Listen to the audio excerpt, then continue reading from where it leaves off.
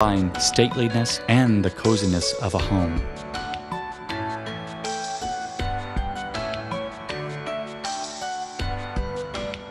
From 1911 to 1915, the famous Siberian writer Vyacheslav Yakovlevich Shishkov, who wrote O Grum River, lived in Building 10. Here, in 1915, he wrote his first story, The Taiga.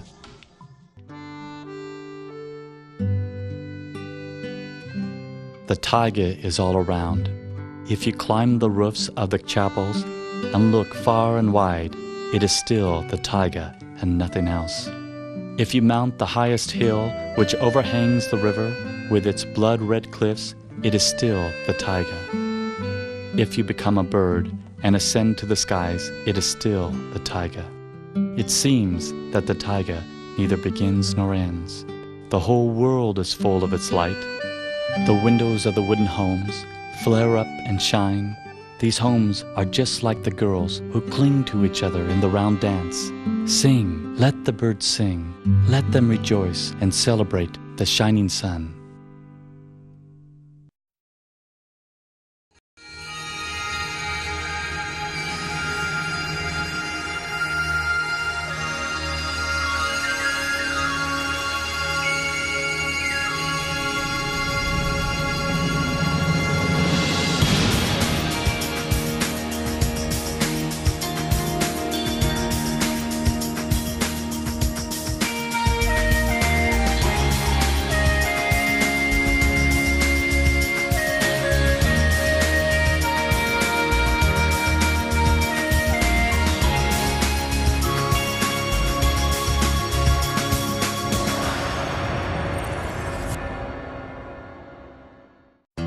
In the early 20th century, Tomsk was called the Siberian Petersburg and the Siberian Paris.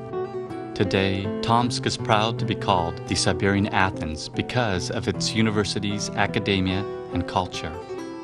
Tomsk's highly educated residents and architects that studied abroad gave this provincial city of merchants the taste of Europe. Residents of Tomsk still call Andrei Dmitrievich Krячkov the last God-blessed and talented architect. He lived in our Siberian Athens in the early 20th century.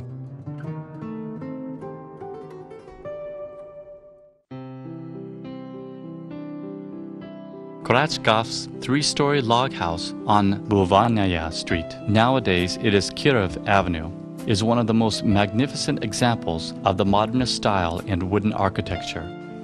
The elegant simplicity and expressiveness of the architecture is unexpectedly charming for Tomsk. And there are no delicate wood cuttings. The whole composition is somewhat asymmetrical, and it gives a loftiness and an unusual look to the building. For quite some time, the city council would not accept the design of his house. Back then, Tomsk was mostly built from wood, and the firemen did not allow buildings that were higher than 2 stories. But it became the first mansion in the city which had 4 floors, if one counts the basement and the attic where people lived. Andrei Krячkov was building the mansion for his family and himself. The house possessed all the improvements that technology would offer for the early 20th century: electricity, running water, sewage, and even steam heat. The house had bathrooms on the 2nd floor. The Krячkovs were always welcoming guests who were well known in the city academia, architects, and other educated people. Sometimes families of the professors from